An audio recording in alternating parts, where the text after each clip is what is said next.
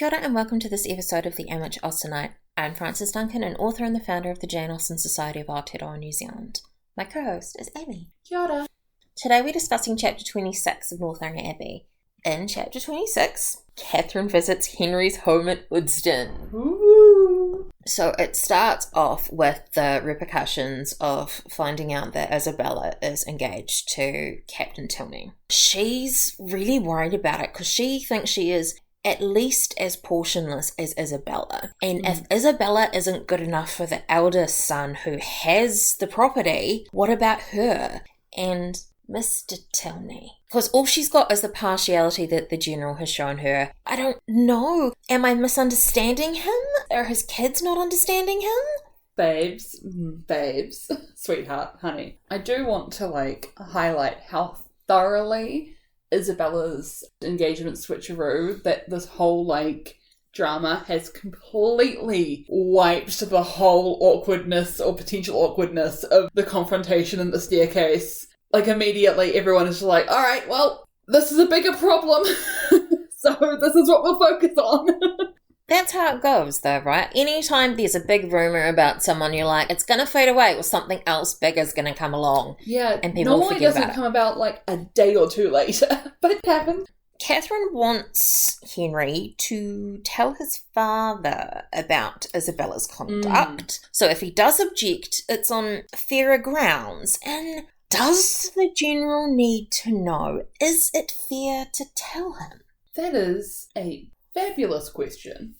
I think at this stage, what the younger Tilneys are trying to do is kind of give their brother and Isabella enough rope to hang themselves. Because the way that they are experiencing this, they seem far more shocked that their brother has even proposed to someone than the fact that their brother is engaged to someone who was previously engaged, or at time of proposal probably still engaged. They very clearly are well, bonkers, but maybe in this incredibly bad situation we can expect poor choices to continue, and then our father will acknowledge that, and kind of expecting that this will highlight that respect. Also, they aren't confused about if the general likes Catherine in the way that Catherine is so baffled and unsure. They've assured her that Captain Tilney's not going to turn up. You're so safe. This is the least likely that he'll ever turn up. Don't worry about it, because she just wants to avoid him. She's like, this is super awkward. Oh, yeah. It is not great to be so the family I want to marry into is the one that, kind of broke up my brother's engagement. Not the whole family, but the eldest son kind of was involved in it. It's not ideal. They haven't even got a letter from Captain Tilney, so they have no idea what's going on from his end. He hasn't announced anything. And the general's kind of pissed that he hasn't got a letter, but otherwise he doesn't really care about his son. He's like, I'm sure he's fine. It's just a bit of a dick move to not write me a letter. We don't have phones. You should tell me how you are. You need to send the letter because that means that as of a few days ago when you wrote the letter, you weren't dead. And this is always promising. Oh, it's just so awkward. She's scouring the newspaper for the announcements to see whether they're going to be showing up, being surprise, we're engaged, or oh, that's so bad. You shouldn't be finding out about their arrival from the newspaper, but this does seem like a thing that would happen. Luckily, she's distracted. Thoroughly so. By a visit to Woodstone, which is more welcome than a ball. General Tilney was thinking about giving a ball, but he keeps talking about how the Lady Frasers aren't around. So obviously rank is pretty important to him, his need to repeat that. And he does the same thing to Henry he did to Eleanor earlier. Oh no, it's fine. There's no need to fix a thing. And then he goes and very precisely, every single thing, by the end of his big paragraph speech, he's organised it all. They're travelling 6 hours in a coach, 3 hours there almost, and then 3 hours back. Yeah, no. Nightmare. Yeah. Promising that you are somewhat far away from the family, though. So that's nice. You're going to have to get on a coach for minimum 3 hours each way. This is the reason so many people with family in Wellington moved to Masterton. Once someone goes over the hill, they might as well not exist anymore. Henry immediately has to go to Woodston to start preparing for the visit. And he says, I had much rather stay. I could imagine him doing it with a smile and a wink. Such a flirt. But Catherine's just like, why though? Like, the general said it's fine. You don't have to work too hard. It's all good. She's like, well, it's simpler for me to doubt my own judgment. Henry is always right. Which is, again, a bold pattern to establish, but, you know, maybe she's still reeling from being thoroughly called out and remembering that Henry didn't really like Isabella, though I'm not sure how much she actually properly picked up on that. I don't think it registered to her at all. And it's like, well, he's been right twice, and so what's a third? But she's confused about the general. Why he should say one thing so positively and mean another all the while was almost unaccountable. How are people to be understood? And this is Catherine's I can't speak well enough to be unintelligible. She doesn't get the games that other people play. I say what I mean. Why don't other people do that? It's so confusing. And Henry's like, yeah, you do. She's realising changes in her dreams. She so longed to be in an abbey, and now there's nothing so charming as a parsonage. Something like Fullerton, but better. Yeah. Woodston probably has no faults.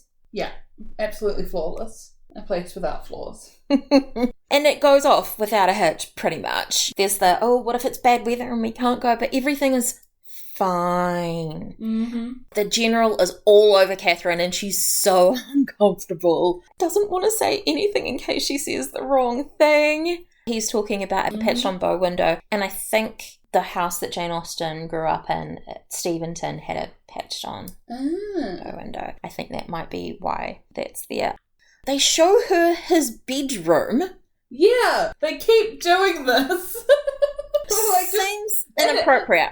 But also, like when they showed like his rooms in the like main house, it's like his books are everywhere, his guns are everywhere, his coats are everywhere. It's like, so Babes, just so you know, when you marry in, he's a slob. But this one has been made unusually tidy. Because he rocked up several days early.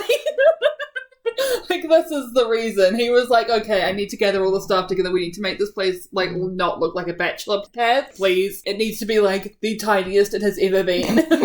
I mean, it is kind of a bachelor pad. He's been hanging out with dogs, and then they go and play with puppies. Right. It sounds like such a great day. And they walk around a meadow where Henry's genius, about half a year ago, started to build a shrubbery, which he is preparing for a wife. He's like, I'm making a walk for my wife.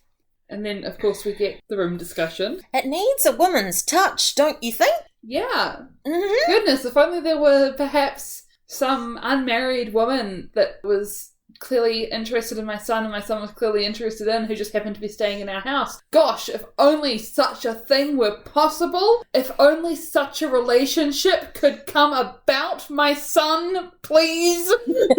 But he so clearly makes Catherine uncomfortable, so much so that Henry's like, talking about other things, we're talking about other things. Yeah, because again, Catherine hasn't figured out that this is like the general's like overbearing way of showing approval for her and the relationship between her and his son. Like, she has been so thoroughly thrown by the way that he communicates that she hasn't been able to make the connection of, oh, I'm viewed in a positive light.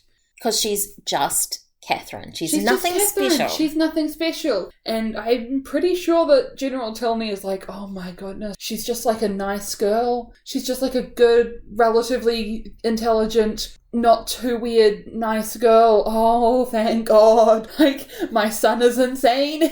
He flirts constantly. He's always doing weird nonsense. I just need him to settle down with someone nice. And look, she's so nice. Even his sister approves of her. She's so nice. Please get married immediately. Sometimes it seems like the general himself is flirting with her, and men of his age did marry young girls. Yeah. Which, super uncomfortable. It was like this idea of if you were going in a particular career path, particularly like military, and I think especially if you were not from a particularly wealthy background, that you had to, like, make all of your fortune and then marry someone, and you still had to marry young because you had to marry someone who was an appropriately marriageable person, and that was a very specific age window. It wasn't like, well, now I'm 45, and so I'll look at the unmarried 45-year-old woman. It's like, no. I'm 45, I'm gonna marry an 18-year-old because she can put out babies. Yep. Not at all gross. Nah. And that's our discussion of Chapter 26 of Northanger Abbey. I'm Frances Duncan, this has been Ammie. Thank you for listening, and we wish you happy reading.